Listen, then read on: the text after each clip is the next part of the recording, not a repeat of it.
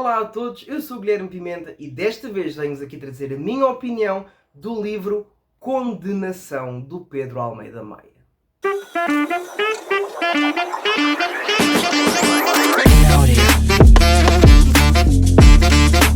Bem, antes de mais nada, quero agradecer imenso à Cultura e ao Pedro por me terem enviado este livro. Muito obrigado. Para quem não sabe, o canal começou... Quando o canal começou, a primeira apresentação que eu fui ver de um livro foi a do Pedro Almeida Maia, da Escrava Açoriana. Foi um livro que eu gostei muito, um livro com uma escrita muito poética que eu gostei mesmo muito, que fala sobre a imigração dos Açores para o Brasil e da escravatura ainda no Brasil, em 1873, se não me engano, é quando o livro arranca. E quando eu fiz a minha primeira rúbrica de Conhecendo o Autor, foi também com o Pedro, e eu quero agradecer mais uma vez ao Pedro por sempre se ter mostrado disponível para todo e qualquer tipo de conversa, gravação de conteúdo e tudo mais. E, portanto, nessa conversa, o Pedro falou comigo sobre o próximo livro que estava a escrever, que era este, que dizia muito sucintamente o que está aqui no subtítulo: a história de um gangster açoriano na América. E eu tinha ficado muito curioso, porque eu gosto muito, como vocês sabem, de romances históricos, e esta premissa intrigou-me porque o Pedro, desde o início, tinha dito que era uma história verdadeira, que ele ainda estava a investigar todos os contornos que essa história tomou, mas que era uma história verdadeira, e então eu tinha ficado muito curioso, e posso-vos dizer que esta espera de 2 a 3 anos, peço desculpa, esta espera de 3 anos valeu super a pena. Então nós vamos conhecer a história do Salvador Silver. O Salvador Silver é um miquelense, portanto nasceu na ilha de São Miguel, e ele e a sua mãe, os seus irmãos e o seu pai emigraram para os Estados Unidos ali no início do século XX, e o livro em si começa em 1920. Entretanto, o Salvador perdeu o pai nesta troca toda de lar, e por causa da imigração o pai apanhou tuberculose e acabou por falecer, e o nosso Salvador é uma pessoa que é muito especial e muito desequilibrada. Porque o nosso Salvador recorrentemente sofre ataques de epilepsia.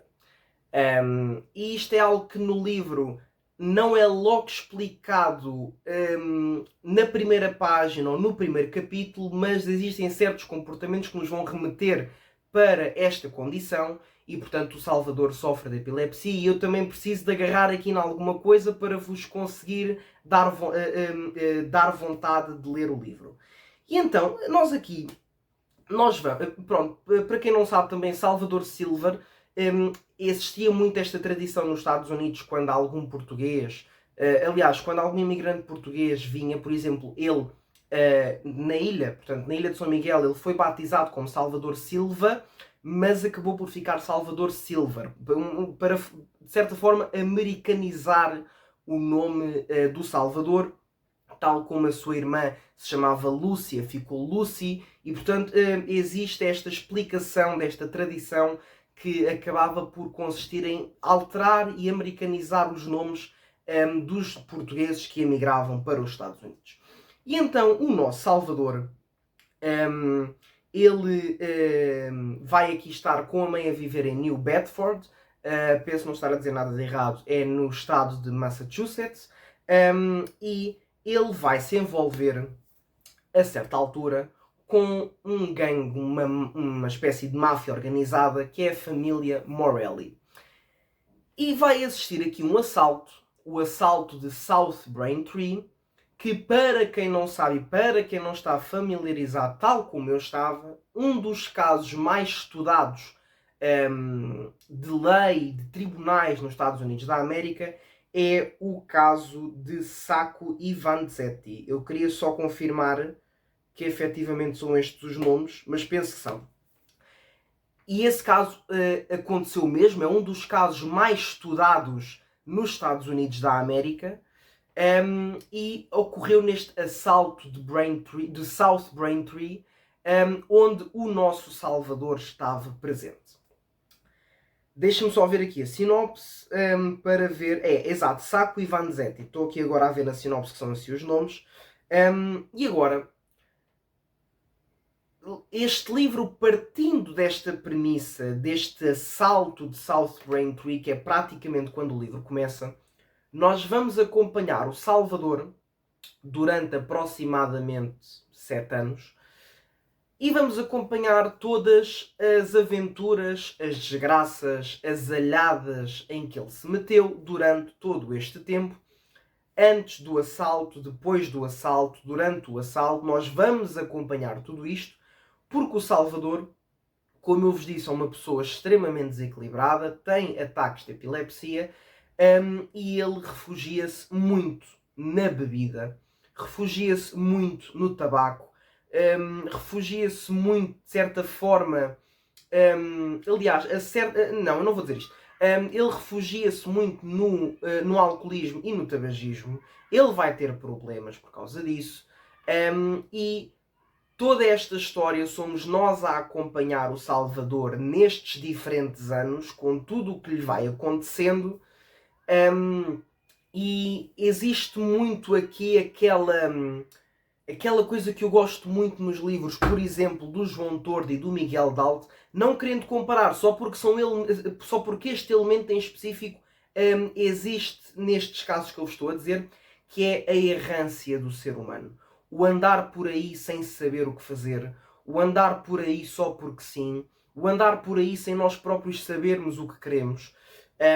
E este livro tem muito dessa procura e não, ou seja, dessa procura e desse vazio que entope os seres humanos, de procurar um propósito para a vida, do que é que eu estou aqui a fazer, e como não sei o que é que quero fazer, vou-me refugiar no álcool e no tabaco. Ele também faz muito isto por causa da morte prematura do pai, porque o pai era uma figura importantíssima, era uma figura que o Salvador tinha como ídolo, e esta morte prematura do pai vai mexer muito com ele.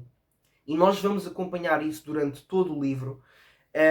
Eu não vos vou falar mais de situações específicas para não vos dar spoiler, mas eu tenho que vos dar alguma coisa.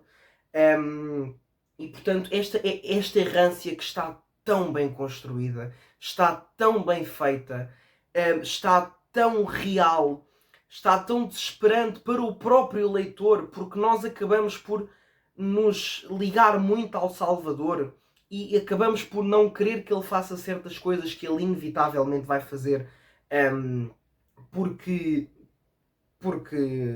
porque assim a vida o exige, ou porque ele assim o quer fazer. E nós vamos ficar muito ligados a esta personagem e a todas as personagens que estão em volta deste jovem, deste rapaz. O livro começa quando o Salvador tem 18 anos, só para vocês terem mais ou menos uma noção. E outra das coisas que eu queria falar aqui, e está logo no início, é que o Salvador, a certa altura, vai partir em busca de alguém. E este alguém é alguém que existiu na vida real. Eu não vos vou dizer o nome porque quero que sejam vocês a descobrir. Alguém que, pela forma como o Salvador vive e pelo estilo de vida que ele tem, faz todo o sentido que ele queira encontrar esta figura para ver se a sua vida pode, de certa forma, melhorar. Para algumas pessoas que depois poderão ler o livro tal como eu, o melhorar não é no nosso ponto de vista, é no nosso ponto de vista do Salvador, de acordo com a vida que ele tem, de acordo com o que lhe aconteceu, de acordo com tudo aquilo que ele já passou. Ele vai andar nesta busca incessante por esta figura que ele espera que o possa salvar de alguma forma. Não vos vou dizer quem é mesmo suposto deixar-vos aí curiosos já a querer ler o livro, e portanto vou só dizer que é um livro muito bem escrito. É um livro delicioso de se ler. É um daqueles livros que às vezes nós lemos frases e lemos parágrafos, principalmente parágrafos, que eu penso, isto é o ser humano cada vez mais próximo de